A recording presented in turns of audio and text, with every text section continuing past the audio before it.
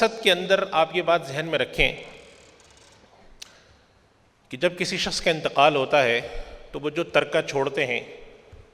یا تو وہ صرف وراثت ہوتی ہے یا وہ کاروبار بھی ہوتا ہے۔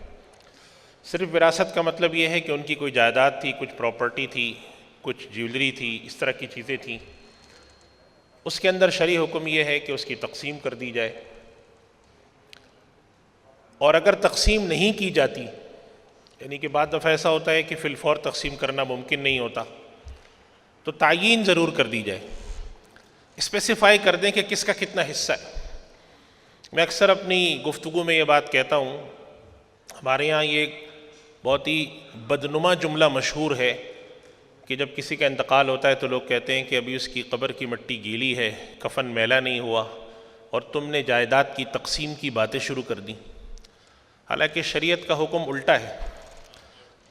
کہ قبر کی مٹی خشک ہونے سے پہلے اور کفن میلا ہونے سے پہلے ورثہ بیٹھ کر کم سے کم جائیداد کے بارے میں بنیادی باتیں طے کر لیں۔ 3 دن کا جو حکم ہے سوگ منانے کا، اس کے بعد بیٹھ جائیں خاندان کے بڑے کہ یہ ہمارے والد نے جائیداد چھوڑی ہے، اس میں اتنے اتنے ورثہ ہیں، یہ تفصیل ہے۔ 25 سال آپ یقین کریں کہ وراثت تقسیم نہیں ہوتی۔ آج بھی صبح جب میں لاہور میں رات کو پہنچا ہوں تو صبح میرے پاس ایک ای میل آئی ہوئی ہے، ہر دوسرے دن میرے پاس ایک ای میل آئی ہوئی ہوتی ہے،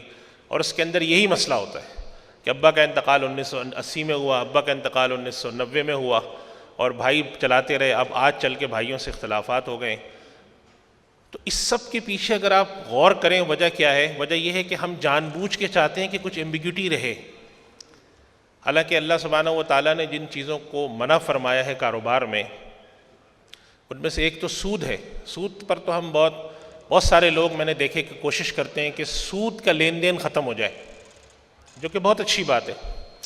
ایک کاروباری گروپ سے میری ملاقات ہوئی تو انہوں نے کہا الحمدللہ ہماری پوری بہت بڑا فارماسیوٹیکل گروپ ہے،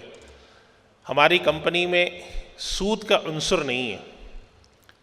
میں نے ان سے کہا کہ سود تو ایک چیز ہے جس کے لیے ربا کا لفظ استعمال ہوتا ہے،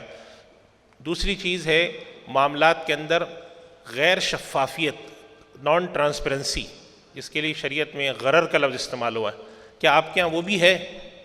تو انہوں نے زندگی میں سنا ہی پہلی دفعہ تھا یہ لفظ، کہنے لگے یہ کیا چیز ہوتی ہے؟ تو نان ٹرانسپیرنسی کا مطلب یہ ہے کہ جو لوگ کاروبار میں شریک ہیں، جن کا کاروبار میں حق ہے، ان کے بارے میں کوئی تعین نہ ہو، اور یہ ہمارا مزاج ہے۔ یعنی بظاہر تو ایک لطیفہ سی بات لگتی ہے، لیکن اگر آپ اپنے کسی دوست کو کہیں کہ بھئی اس ویکینڈ پر میرے گھر میں کچھ تقریب ہے کھانے پینے کی، تم آ جانا، اور آپ کا دوست کہے گا کہ نہیں میں مصروف ہوں، مجھے کہیں اور جانا ہے، آپ کہتے ہیں نہیں کہیں نہیں جانا، تم آنا۔ اب آپ اصرار کرتے رہتے ہیں، وہ کہہ رہا ہے میں نہیں آ سکتا، پھر آپ اصرار کرتے ہیں، آخر میں وہ کہتا ہے اچھا میں کوشش کروں گا، تب آپ کہتے ہیں اب صحیح ہے، حالانکہ آپ کو معلوم ہوتا ہے کہ یہ نہیں آئے گا، لیکن آپ اس کے منہ سے یہ لفظ نکلواتے ہیں کہ وہ کوئی ایسا ایمبیگوس لفظ بولے۔ ہم اپنے یہاں ملازم رکھتے ہیں، رکشہ ٹیکسی کو ہائر کرتے ہیں، اس سے کہتے ہیں آگے جانا ہے چلو، حالانکہ اگر ہم صاف صاف بتائیں کہ بھئی یہاں جانا ہے اتنے پیسے دوں گا، ہم کوشش کرتے ہیں کہ جب میں اس کے سواری پر بیٹھ کر ایک جگہ پہنچ جاؤں اور اب وہ بھی مجبور ہو جائے، میں بھی مجبور ہو جاؤں، اب میں بارگیننگ کروں گا،